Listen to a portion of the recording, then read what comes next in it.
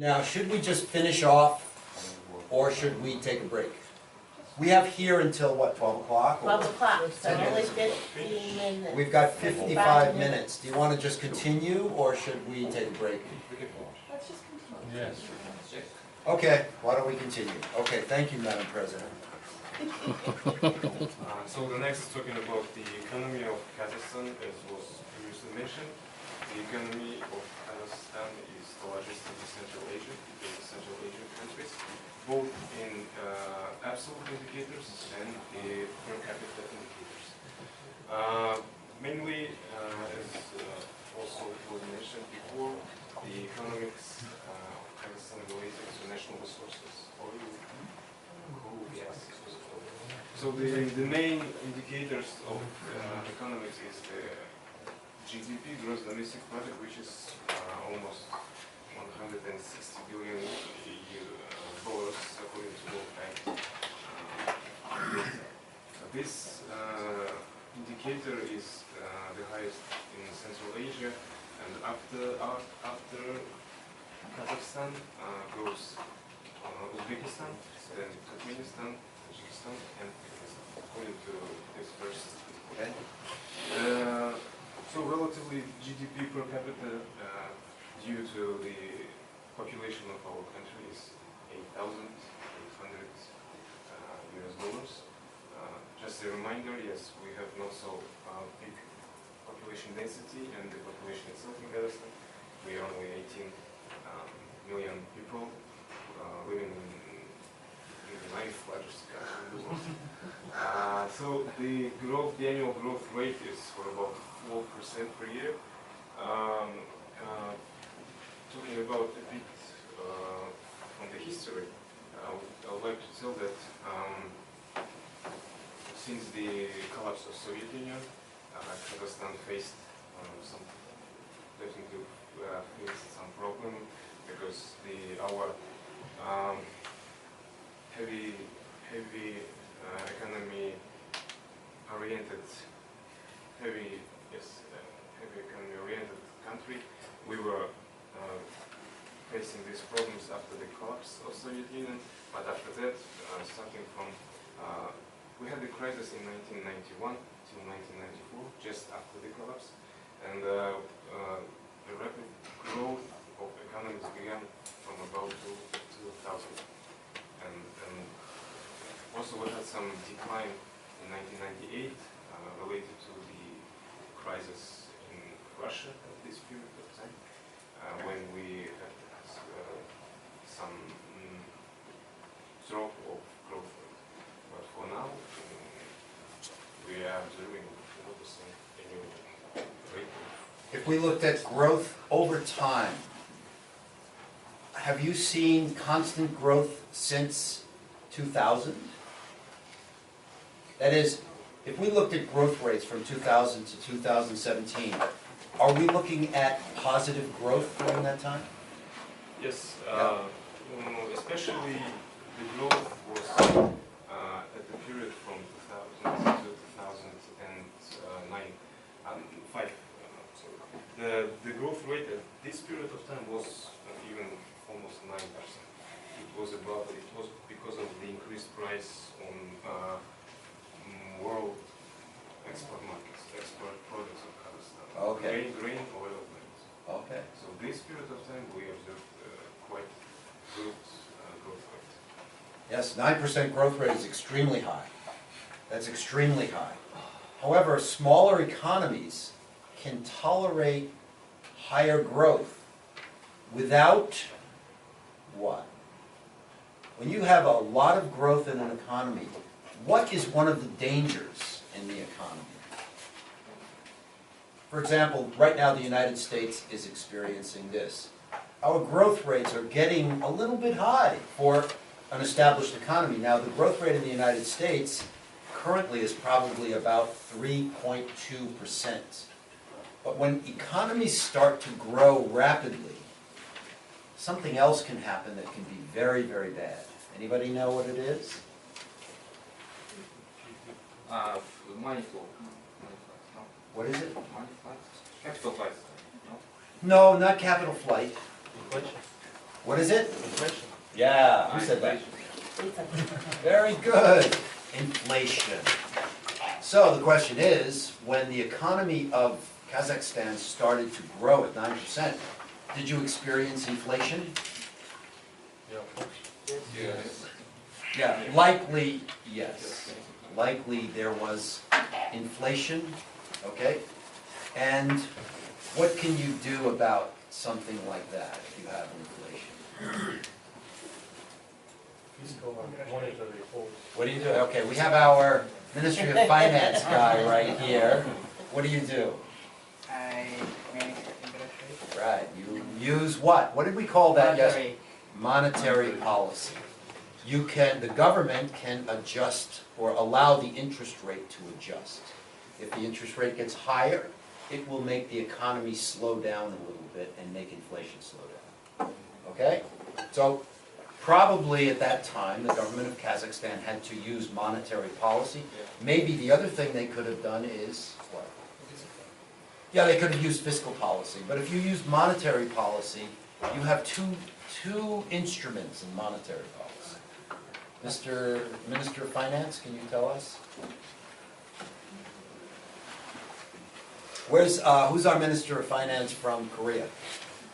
He's not here. Not Okay, here. so you're it leaves it up to you.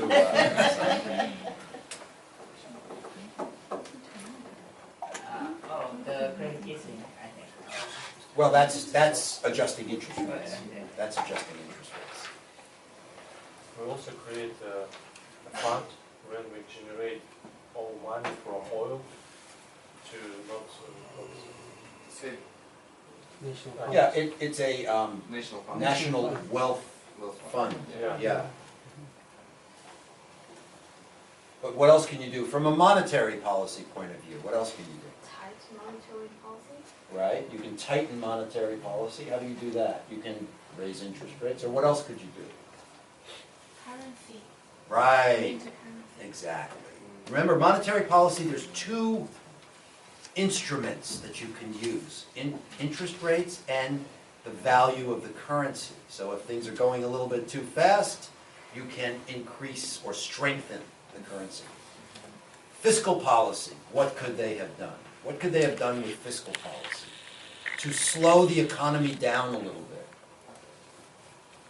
You remember, we talked about it yesterday. Increasing taxes. Okay? Or what else could they do? Remember, there's, Tariff. well, tariffs are a tax. Tariffs are a tax. But what else could they do with the economy using fiscal policy? They could increase taxes, that's one. But what else could they do? Remember, there's two points in fiscal policy and 2 points in monetary policy where governments can intervene. decrease that. Well, they can use tax policy. So when the economy is heating up, you can increase taxes. That will slow things down because it's taking money away from people, right? What else can you do? Sell government bonds so you can accept the domestic money. Well, yeah, that's kind of what you would do, but, I mean, who's the budget expert here? Are you budget? Everyone. Okay. You can reduce government expenditures. So remember, there's two things you can do. Taxes, or use your budget and reduce government expenditures. It takes money out of the economy, it slows things down. Now, in a country like Kazakhstan, 9% is probably not particularly high. And the reason is because of the lack of growth in the 1990s, they're starting from a very low base. So it's probably not particularly worrisome to the government at that time, okay? Now it's at a very comfortable 4%. 4% in an economy like Kazakhstan's that is small, 159 billion, is not that large an economy, as we'll see when we look at the United States and China, all right? So it's probably very manageable at 4% growth, okay? Okay, why don't you continue? So the next indicator is GNI gross national income. Here, Kazakhstan this indicator for our country is $422 billion, which is the purchasing power parity measure. Purchasing power parity dollars. What's so- purchasing power parity? Taking the goods price into account. Okay? Can you explain what purchasing, Yeah, I mean, Iksan just mentioned it, but why don't you explain to the class what purchasing power parity is? Why did you use that? This measure, purchasing power parity, is used to compare the purchasing ability of countries, and it is measured in one currency. So the, for example, so the international currency accepted is of course US dollars. So it's just some measure to compare the availability or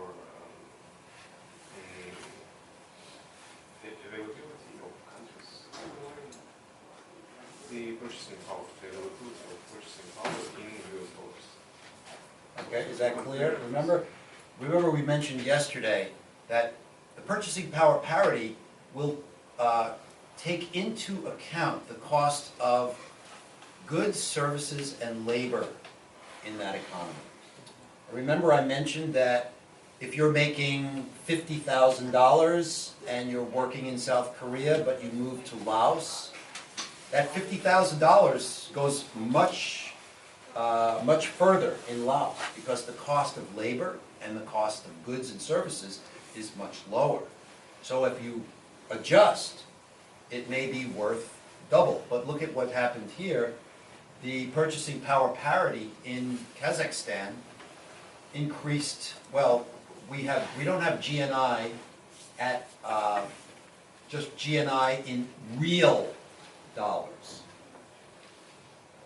Okay, so we didn't put GNI in real dollars. What would be interesting is to see what is GNI in real dollars versus GNI in PPP, purchasing power parity dollars. What are real dollars? Why did I say that? GNI in real dollars. Right. So why don't you say it louder, Iksan, so everybody can hear. Professor Iksan. Go ahead, explain. Maybe the others can explain better. Well, why don't you explain and see if everyone understands? Don't be shy. Okay, so maybe in the finance we learn about the future value and present value that money maybe 10,000 at now and 10,000 1 year later, they have different purchase, different value, even though it's still the same 10,000, but the goods and services that we can get is different. So for historical trend, if we use only the nominal, that maybe we can have some bias or data error. Remember I was telling you yesterday that if you earn $12,000, $1,000 per month, and you have inflation of 5%, then that $12,000, the next year, to buy the same thing, you need $12,600. Remember I said that? Well, $12,600 is a nominal figure, okay?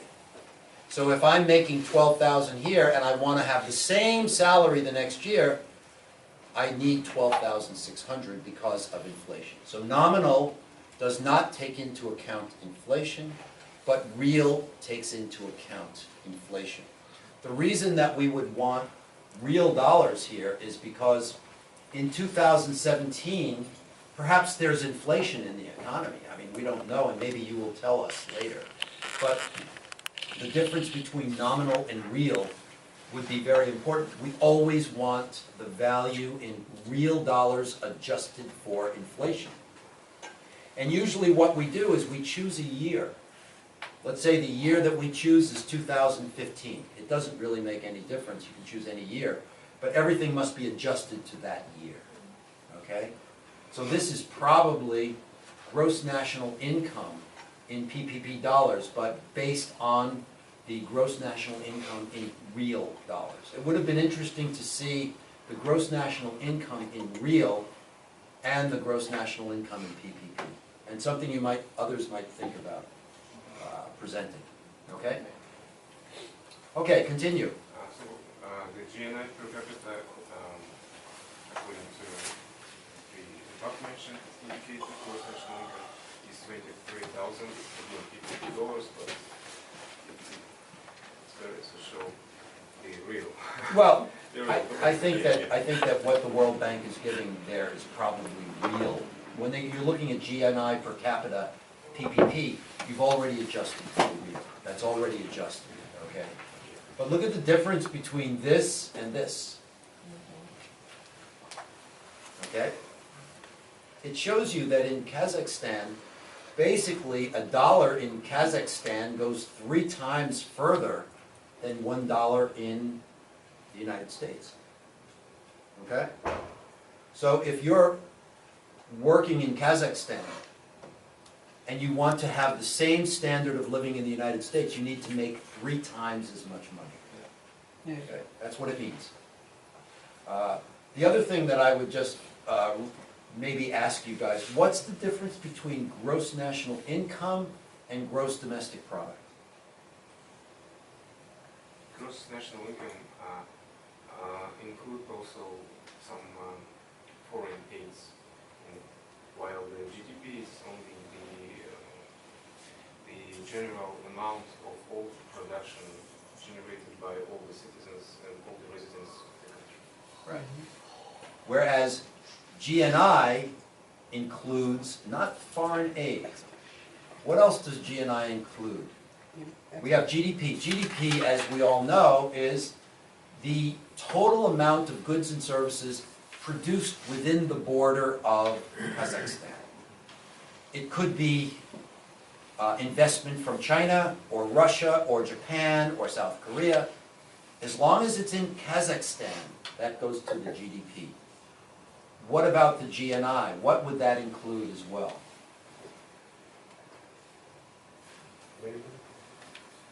What?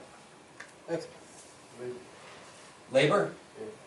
Well, labor is included in GDP, because that's all within the borders of Kazakhstan.